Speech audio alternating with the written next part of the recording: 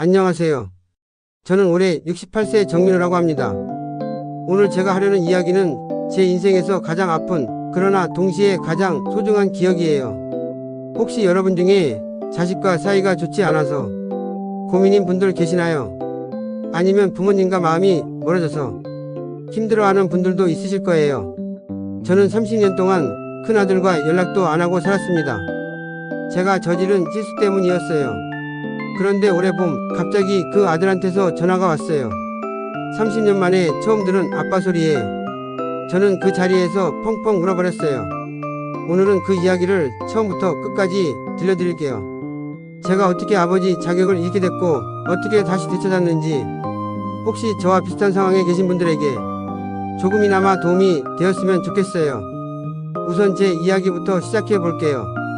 저는 1957년생으로 젊었을 때 정말 성실하게 살았다고 생각해요. 공장에서 일하면서 야간대학도 나오고 결혼해서 아이 둘도 낳고, 첫째가 아들이고 둘째가 딸이었어요. 그때는 정말 행복했어요. 비록 가난했지만 가족이 화목하고 아이들 학교 운동회 때 도시락 싸서 가는 게 그렇게 즐거웠어요. 큰아들 준호가 특히 저를 많이 따랐어요. 아빠 하면서 어디 가든지 제 뒤를 졸졸 따라다니고 제가 퇴근하면 뛰어와서 안기고. 그런데 제가 사업을 시작했어요. 1985년경이었나 준호가 초등학교 5학년 때였어요. 동네에서 작은 건재상을 했는데 처음에는 잘 됐어요. 돈도 좀 벌고 이사도 하고 아이들 학원도 보내고. 그런데 욕심이 났나 봐요. 더 큰 사업을 해보고 싶어졌어요. 친구가 부동산 투자를 권했거든요. 땅값이 계속 오른다. 이때 아니면 언제 하냐고. 은행에서 대출도 받고 친척들한테도 돈을 빌렸어요. 그런데 하필이면 그 이듬해에 부동산 경기가 확 꺾여버린 거예요. 빚만 잔뜩 남고 건재상 운영도 어려워졌어요. 그때부터 집안이 엉망이 되기 시작했어요. 매일 술만 마시고 스트레스 받으면 아내한테, 아이들한테 화를 냈어요. 특히 큰아들 준호한테 심하게 했어요. 공부 못하면 나처럼 된다면서 혼내고 때리고, 아이가 성적이 조금이라도 떨어지면 너 때문에 내가 이렇게 고생한다고 소리 지르고. 지금 생각해보면 정말 미친 짓이었어요. 제가 사업 실패한 게 아이 잘못도 아닌데. 그런데 그때는 이성을 잃고 있었나 봐요. 준호가 중학교 들어가면서부터는 저를 완전히 피하기 시작했어요. 집에 와도 자기 방에만 들어가고 밥도 저랑 안 먹으려고 하고. 그런 아이 모습을 보면 더 화가 났어요. 이 자식이 아버지를 우습게 보나 하면서 더 심하게 혼냈어요. 그러다가 결정적인 사건이 일어났어요. 준호가 고등학교 2학년 때였어요. 1993년이었나. 아이가 대학 진학하려고 학원을 다니고 싶다고 했거든요. 그런데 그때 저희 집 형편이 정말 어려웠어요. 무슨 돈으로 학원을 보내냐, 집에서 혼자 공부해라고 했죠. 그랬더니 준호가 처음으로 저한테 대들더라고요. 다른 애들은 다 학원 다니는데 왜 나만 안 돼요? 아빠가 사업 실패한 게 내 잘못이에요. 그 말을 듣는 순간 머리에 피가 확 올라왔어요. 아이 뺨을 세게 때리고 감히 아버지한테 대들어 하고 소리쳤어요. 그때 준호가 저를 쳐다보는 눈빛을 지금도 잊을 수 없어요. 실망과 원망이 가득한 그 눈빛을. 그날 밤 준호가 말했어요. 아버지는 정말 이기적인 사람이에요. 저는 그 말에 더 화가 나서 그럼 집에서 나가라고 소리쳤어요. 그리고 정말로 준호가 집을 나가버렸어요. 처음에는 며칠 있으면 돌아올 줄 알았어요. 그런데 일주일이 지나고 한 달이 지나도 돌아오지 않더라고요. 나중에 알고 보니 친구 집에서 지내면서 아르바이트로 생활비를 벌고 있었어요. 아내가 준호한테 사과하고 데려와라고 했는데 저는 자존심이 센지 못하겠더라고요. 내가 뭘 잘못했다고 사과를 해. 얘가 철들면 알아서 돌아올 거야. 그런데 준호는 돌아오지 않았어요. 고등학교 졸업하고 대학도 스스로 들어가고 가끔 어머니하고만 연락하고 저하고는 완전히 연을 끊어버렸어요. 그렇게 세월이 흘렀어요. 5년, 10년, 15년. 중간중간 아내가 준호한테 연락해봐라고 했는데 저는 계속 미뤘어요. 내가 왜 먼저 연락해? 자식이 아버지한테 먼저 안부를 물어야지. 그런 고집을 부렸어요. 그 사이에 준호는 결혼도 하고 아이도 낳았어요. 제가 손자가 있는데도 한 번도 본 적이 없었어요. 둘째 딸 민지만 가끔 오빠 소식을 전해주곤 했어요. 아빠, 오빠가 잘 살고 있대. 회사에서도 인정받고. 그런 얘기 들을 때마다 마음 한구석이 아팠어요. 내 아들이 잘 되는 건 기뻤는데 동시에 서글프기도 하고, 내가 조금만 참았으면 저 아이와 함께 기뻐할 수 있었을 텐데 하는 후회가 밀려왔어요. 그런데 또 자존심 때문에 먼저 연락할 수는 없었어요. 2010년에 아내가 세상을 떠났어요. 그때 준호가 장례식에 왔어요. 30년 만에 처음 봤는데 완전히 어른이 되어 있더라고요. 저보다 키도 크고 얼굴도 의젓하고, 그런데 저를 보는 눈빛은 여전히 차갑더라고요. 어머니 영전에 절하고 조문객들한테 인사하고, 그런데 저한테는 한마디도 안 하고 그냥 가버렸어요. 그때 정말 가슴이 무너지는 것 같았어요. 아내 장례식 마치고 혼자 남겨진 집에서 며칠 동안 울었어요. 아, 이제 정말 끝이구나. 내 아들은 영영 돌아오지 않을 거구나. 그렇게 또 몇 년이 흘렀어요. 저도 나이가 들면서 몸이 아프기 시작했어요. 당뇨도 생기고 혈압도 높아지고, 2020년에는 코로나 때문에 더 외로워졌어요. 딸 민지는 캐나다에서 살고 있어서 자주 못 보고, 정말 혼자 사는 게 이렇게 외로운 줄 몰랐어요. 매일매일이 길게만 느껴지고 살아야 할 이유를 찾기 어려웠어요. 그러던 작년에 제가 쓰러진 적이 있어요. 심근경색이었어요. 다행히 이웃집 아주머니가 발견해서 병원에 갔는데 의사가 조금만 늦었으면 위험했다고 하더라고요. 그때 병원 침대에 누워서 생각했어요. 내가 이렇게 죽으면 준호는 알긴 할까? 아니면 알아도 상관없어 할까? 그런 생각을 하니까 너무 서글퍼요.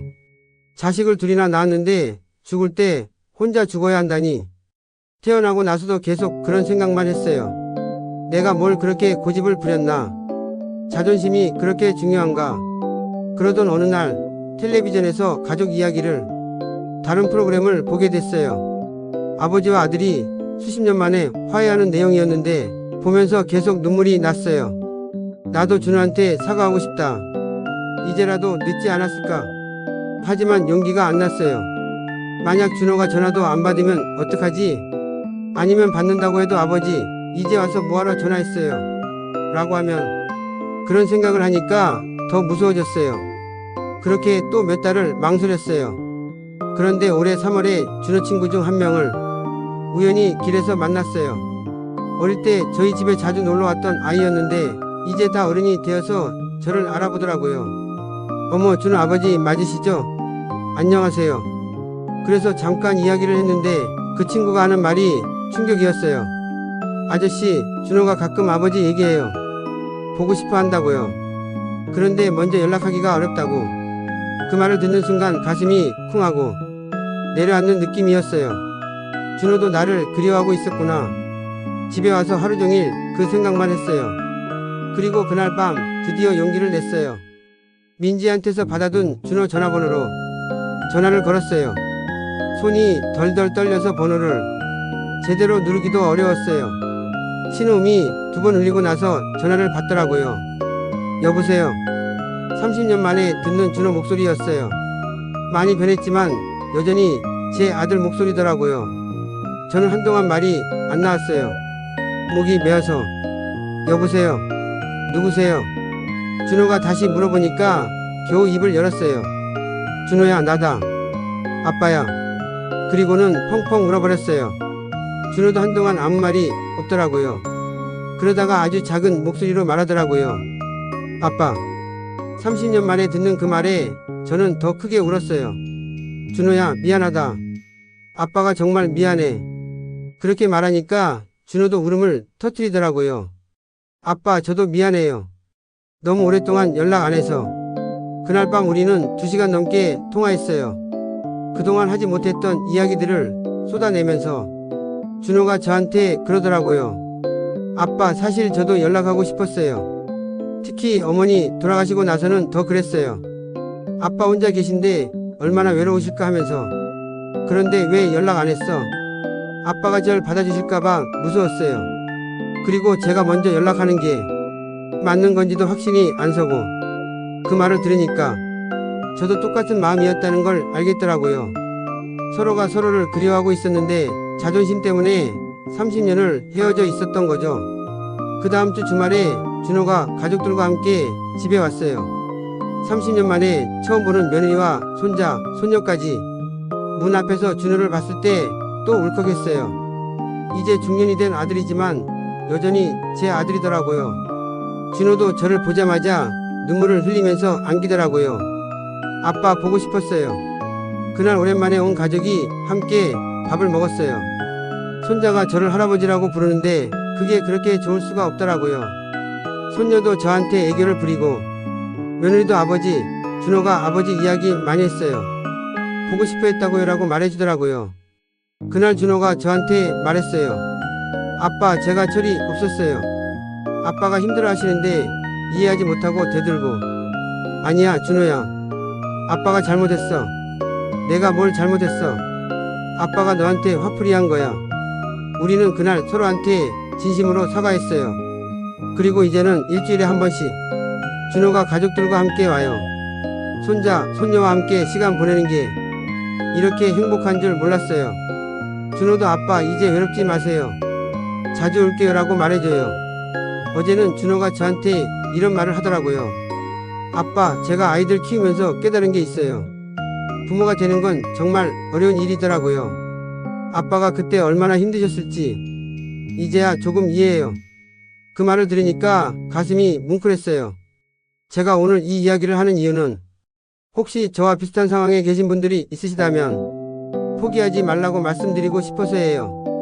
30년이라는 긴 세월이 흘렀지만 가족의 사랑은 사라지지 않더라고요. 자존심이나 체면 때문에 먼저 연락하기 어려우시겠지만 용기를 내세요. 늦었다고 생각할 때가 가장 빠를 때라는 말이 있잖아요. 저는 68세가 되어서야 진짜 아버지가 된 것 같아요. 이제 남은 시간은 준호와 그리고 손자, 손녀들과 함께 행복한 추억을 만들며 살려고 해요. 가족만큼 소중한 건 세상에 없는 것 같아요. 여러분도 가족과 화해할 기회가 있으시다면 꼭 그 기회를 놓치지 마세요. 오늘 제 이야기가 누군가에게는 조금이나마 도움이 되었으면 좋겠어요. 들어주셔서 감사합니다.